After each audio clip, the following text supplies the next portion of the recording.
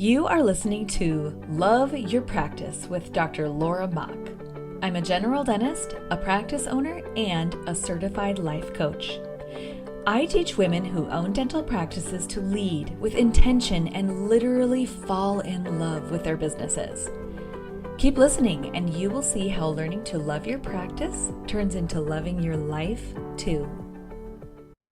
Hey ladies, it's Dr. Laura Mock here again today to join you in talking about the mental stress of owning a dental practice. And as many of you know, I continue to own my own practice.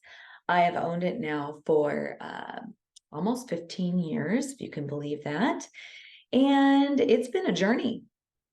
It really is. And what's interesting is that I continue to coach you all and walk the path of owning that dental practice. And what happens then is I'm continuously reminded of what it feels like to own one and all the things, all the thoughts that go through our heads and the worries that we have, the stresses, the comparisons, the worries. And I just thought that I would hop on today and give you a little update about what's been happening in my brain.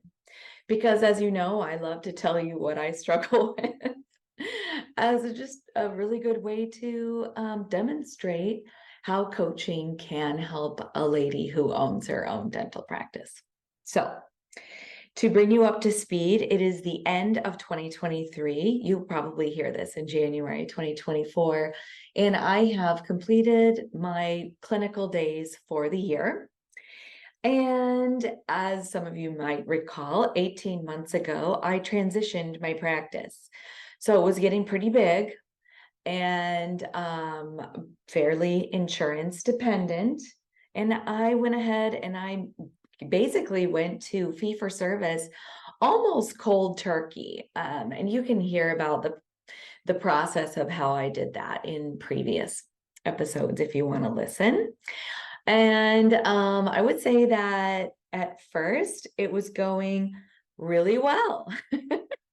And I even on podcast this year, I've talked about how my accountant wrote to me and congratulated me on how I had increased my profit, doubled my profit actually, which felt very satisfying. And I have to say that there are still so many things that I'm really grateful for about going fee for service. The best one being that every patient who comes in to see me is grateful and gracious and kind. And I've never been in a practice situation where there is no complacency or resentment from my patients.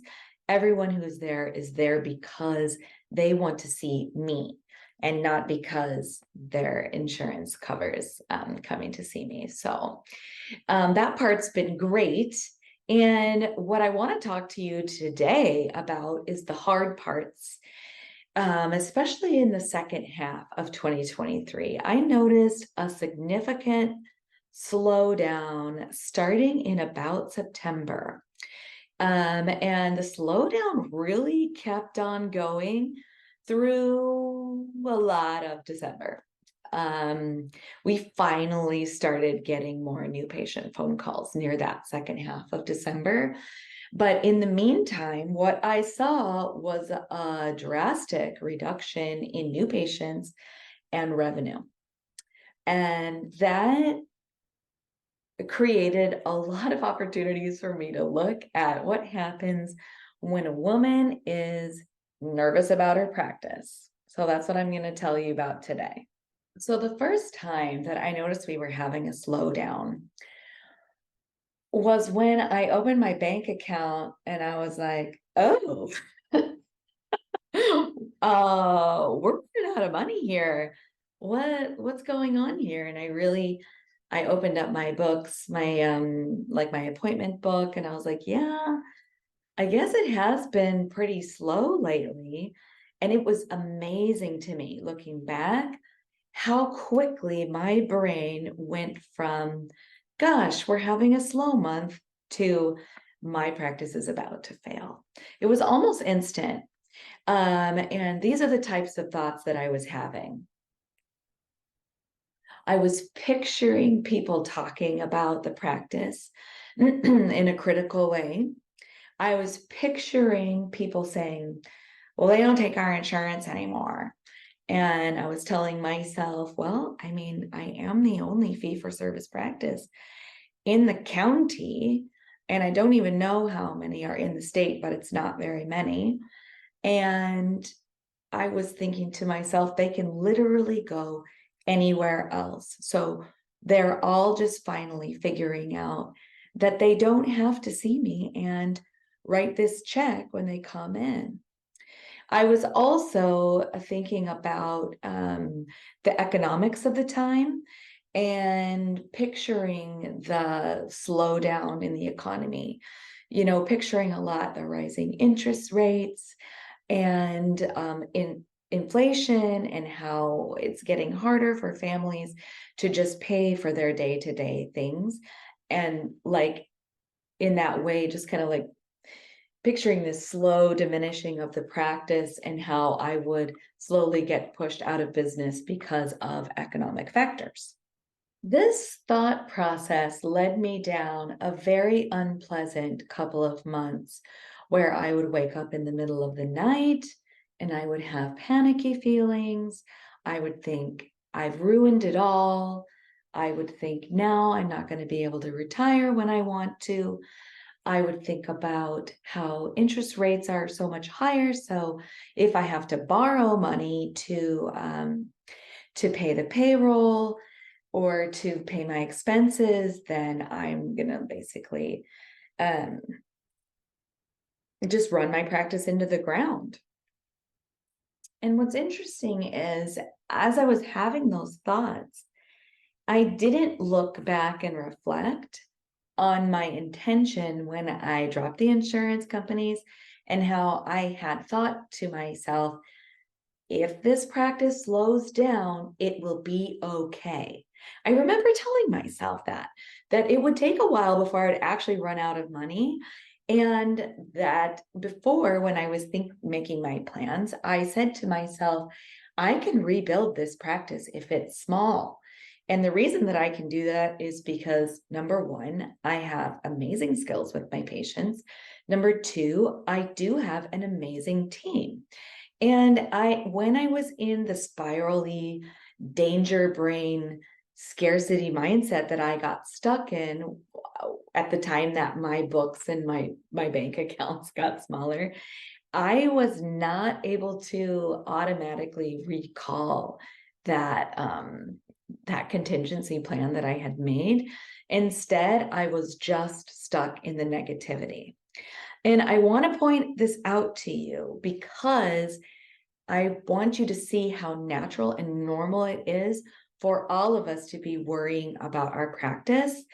And I want us to acknowledge that it's okay. We don't want to judge ourselves for worrying about our practice, that we want to make space and graciousness for that.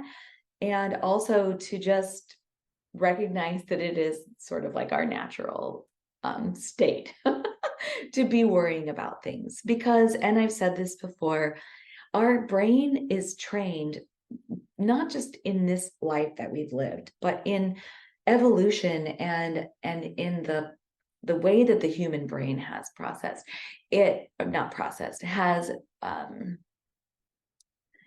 evolved into an organ that is present to show us potential dangers. And of course, that means that as practice owners, we are going to be very painfully aware of impending doom. And I say that with a little bit of sarcasm. So what did I do from here? What brought me out of this thought loop? I want you to know that it took me a while. Even as a trained life coach, the scarcity or the scared part of my brain can stay in charge as long as I walk through my life without taking stock of what's happening. And so I stayed here for a few months and I worried a lot. And it actually took me driving to work on my last day of 2023 to go, oh, wait a second, Laura. Is this how you want to continue to look at your practice? Do you want to continue to worry about it failing all the time?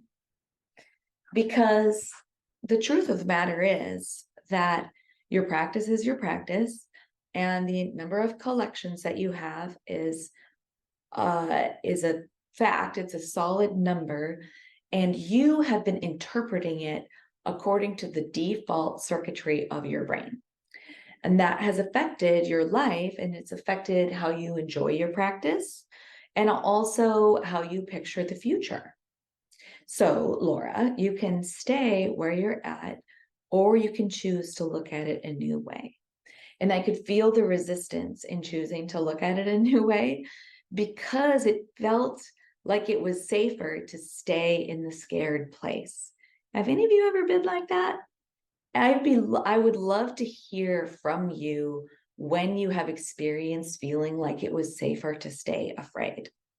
Because I do talk to my team, not my team, my clients about this on a very regular basis, that it feels safer to stay either in fear or in judgment. I get that a lot too. And being open to looking at things in a new way feels a little bit dangerous. But let me tell you what I decided to look at it like instead. I started to list off the reasons why my practice was going to be better off for years to come. I told myself, I was like, I had this little internal conversation with myself.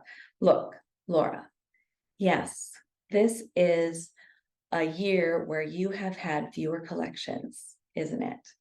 And then I said, well, have you run out of money? And the answer was no. And I said, well, how much money do you have, both in your operating account and in your savings? And I said, well, I have X number of dollars. And I said, okay, well, how many months could you stay in this downturn before you would actually run out of money and have to ask the bank for help? And I was like, well, I don't know. I feel like maybe I could go another 6 to 9 months if I was really careful. And that's considering that I was just even asking for help, because not only do I have my cash stores, which isn't a ton, but I'm still seeing patients, so I get more every month. But also there is the matter of the equity of my practice, which I could utilize at any time. Yes, there would be an expense to utilizing the equity, but it is something that exists. And I went back and forth with myself about these facts instead of vague, worried thoughts. I said, we are going to look at facts today. So I had this internal conversation with myself. And then I said, okay, self, now, in what ways are we better off now than we were 18 months ago? And that brought in a flood of new thoughts, things that are better, including like what I pointed out to you earlier in this podcast, which is that I now have this cohort of patients who are so grateful to see me, and I don't have to talk them into anything. We have conversations about their oral health, and I have a collection of tools that can help them with that. Some of the tools don't cost them anything, and some of the tools are procedures that I can help them with that do cost them money. And if they choose to invest in those, it's because they and I decided together that that's what they wanted to do, if that makes sense. And then I thought again about my amazing team and my amazing reputation, all the Google reviews that I have, all of the team members who are well trained and who see eye to eye with me on this new way of practicing. What I experienced once I decided to change my perspective was a profound lightening, or lifting, I guess, of the weight of worrying about the practice. I had the conversation with myself where I knew that nothing was dire. So I was able to reassure the danger part of my brain. And I was also able to reset my intention to practice in a different way, to remind myself that I did not want to practice the treadmill way anymore. I wasn't having fun practicing like that, but I am having fun now. And to remind myself that I do have fun every day as I interact with my patients and as I treat them in a way that feels ethical and personal to me. I get to spoil them. I don't have to rush around, and I have a smaller, more capable team that that is easier to stay cohesive, if that makes sense. So anyway, the reason that I hopped on today was because I thought, this is a perfect example of what happens when we just let our brain go haywire without any coaching or monitoring. And it happens to the best of us, doesn't it? I'm asking you to take a moment to look at what you think your brain is giving you a hard time about these days. What is it telling you is dangerous that actually isn't dangerous? What are you worrying about that could be addressed in a different way, a productive way, but without the stress and the worry that would actually lift your experience and allow you to enjoy your practice ownership journey in a more intentional way?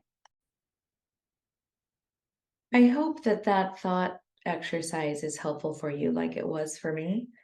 Let me know what you learn about yourself and your brain and the power of changing your perspective when you do that. And everyone, I hope that you are geared up to have a wonderful 2024. And I look forward to hearing from you and getting to know you better. Thanks, everyone. Thank you for listening to Love Your Practice with Dr. Laura Mock. I would love to meet you. To join our movement, find the Facebook group called Love Your Practice and request to join. If you can't find it, just send me a message and I'll add ya. You'll find me there helping all of my ladies to fall in love with their businesses and have a better life.